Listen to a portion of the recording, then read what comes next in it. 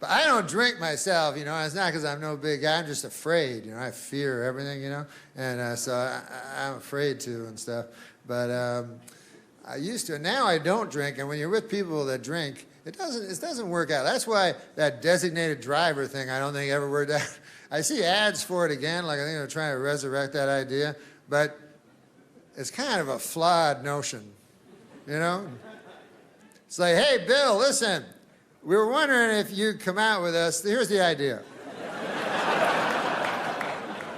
We want to go out and drink, and then we were hoping you'd come with us and not drink. How's that sound to you? We're going to go to a bunch of different bars and drink, and then you come with us and not drink. Also, we're not going to be driving. You're going to pick us up at our different houses, go to a bunch of bars, not drink while we drink, and then drive us all home. How's that sound to you? How's that catch you? I was like, I don't know. What's the catch? It sounds too good. For some sort of...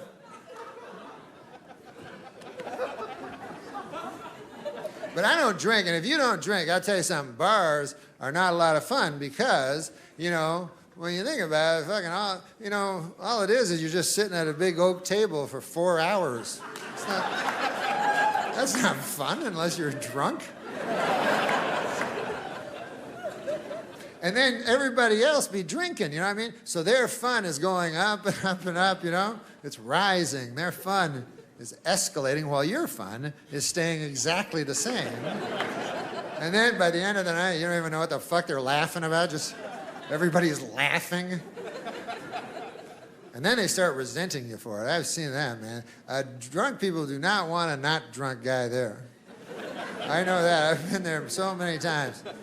It always ends the same. Guy comes up to you and goes, hey, what's the matter with you? Cheer up.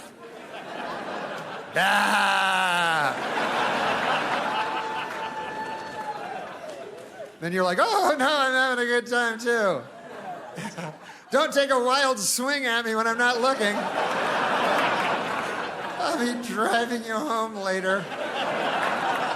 This is a lot of fun. Worst thing about not drinking is the sex, because if you're drinking, you can meet a girl, she'd be drunk, and then that very night, you can have sex with her, called a one-night stand. Now, if you're not drinking, I don't know if you've ever had a one-night stand dead clean sober, but I have, and it's not a lot of fun. You get back to your apartment, you're like, all right, I guess I'll take my trousers off now, ma'am. And no, I won't. Sorry about that. Well, goodbye. It's nice to meet you. I don't know what I was thinking. We're human beings. Once again, I apologize for the trousers incident. Very nice to meet you. Because booze, somehow, I don't know how it works, but it's some magic elixir where it takes away it makes you think that sex is not a dirty, filthy, shameful thing. I don't know how it does it, but it does it. And in regular life, that's why sex is so tough to get going, because it's so shameful and filthy, and obviously meant only for procreation. And so when you do it, you know, and my friend was like, oh, there's nothing shameful about sex. But I was like, of course there is. And I kind of, like, think about what you do before sex. You know what I mean? Like, you put the phone off the hook and everything like that. You make sure the kids aren't around, whatever, you know? You pull the blinds down, right? What's that? That's shame? That's what blinds were made for. Pull down, shame. You don't pull the blinds down when you're making a nice cherry pie for old Witta Hamilton, huh? I notice they stay up for that. Poor old Witta Hamilton. Her osteoarthritis now has become so bad. I don't know if you know Witta Hamilton, but really her only joys in the later years has become her pies. And her osteoarthritis has become so bad she can't knead anymore. You know, I have to knead. Well, she's now lost her ability to knead. Anyway. No, I'm just saying, I don't want to boast or anything, but if it wasn't for me and some of the other members of the community, I don't know if the old bird would still be with us. But that's not the point. The point is sex is a filthy, shameful thing. And like one time I read this is the thing I read by a scientist. It was in one of those big science books, you know, or else it was one line in USA Today. I can't remember. But it said this. It said, scientists now say that a man thinks about sex once every 7.3 seconds. Now, of course, that's horseshit. Like, how could that possibly be, you know? You couldn't walk down the street, cock, pussy, ass. You know, you blow your fucking head off by the second day. And also, I'm a man. I don't need no scientist telling me nothing. I know what I think once every 7.3 seconds.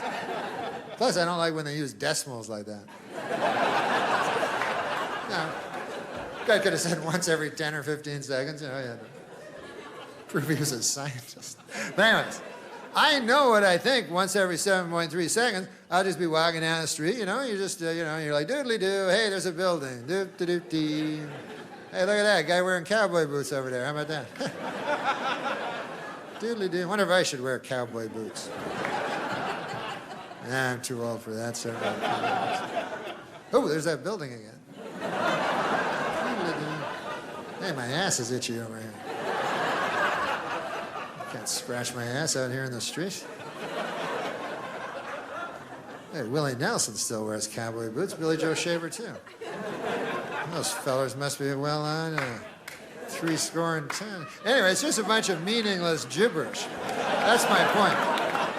But it's not sex. And then the real time, this is the amount of time that you think about sex, every once in a while, which is not a science. Scientists don't like that term. But every once in a while you think about it, and you know, like I think about it every couple days, or if you're a younger man, you probably think about it more, you know what I mean? But then the problem becomes, when you think about it, is all you can think about. You know what I mean? It just encompasses your whole brain. You know, you're just like, ah! You're like a fucking werewolf or something. Like, usually you're a civilized human being. But then every couple of days you're like, ah! And then you gotta close the blinds, you know? And then, the bedroom, you gotta go back to the bedroom. Yeah, take a good lady back there. And then you go to your bedroom, which normally I love the bedroom. It's the most beautiful place where you can, you know, finally escape this hellish joke we call life and just, you know, lie on your Tempur-Pedic pillow and dream of jelly rolls and stuff like that. But now when you're in this state, you know what I mean? Then you go in and you're like, ah! And the things that you do in that bedroom, good Lord God, it's beyond the imagination of you as a civilized human being most of the time. You know what I mean? You're in there, you're like, ah! Ah! Your fucking mind's gone. Your mind is gone. That's all I know.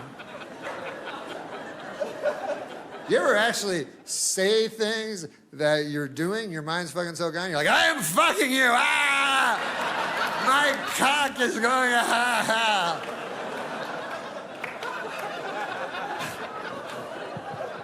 And the lady's like, yeah, I know, whatever. You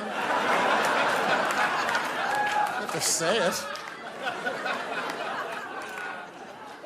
Ladies don't have that thing. They're more elevated. I don't know what I can't speak for ladies. I don't know what the fuck they do in the bedroom. I think they just try to make a noise they think you'll like, you know? That's why.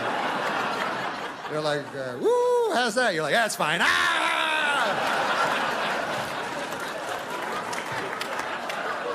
But girls don't have the same thing. You know how you can really know that is you ever be having sex with a lady, the phone rings, lady can answer the phone. whilst you're having sex. She's like, oh, yes, that's good, whatever that is. Ah. And then the phone rings. She's like, hello? And you're like, ah. She's like, oh, hi, Marcy. What's going on? Well, you're not going to get it back. Because it's Shirley? Well, no, it's not you, honey. You're too good. Well, don't you remember the blouse? Look, sweetie, I'm on your side. I'll talk to you tomorrow. We'll go to lunch, have a endive salad or whatever the fuck. I don't know what ladies eat. And then they can go back, go ahead, and you're like, ah. But the point is, a guy would never answer the phone. It would be impossible. You could be like, ding, ding, hello? Yeah, hey, Frank, what's going on? Yeah, I remember that shirt. What about that? I gotta go. Frank's clearly not getting his shirt back, but you got no time for it, you got your head's gone. But I'll tell you, when sex is the most shameful, when you feel it the most, is a moment after sex. The moment, the smallest amount of time in physics, the moment, right after sex, that's when you're just a vessel of shame, You're just lying there like, ha, ha, ha. Well, that was odd, huh? All right. I guess I'll go get some sour cream and onion chips now. I'd prefer if we never spoke of this again. Would that be okay? That's why I never understood guys add more shame to it. You know what I mean? As if it's not shameful enough, some people will pile on more shame. You know what I mean? Like, you ever read about those guys, like, they'll wear a rubber suit or some fucking thing, and a lady will whip their balls, or I don't know what the fuck. But it all ends up the same, You're still like, ah. But now you got a crazy getup on, You're like, all right, then. Why don't you go turn on Matlock, and I'll take these rubber trousers off and put those in the hamper.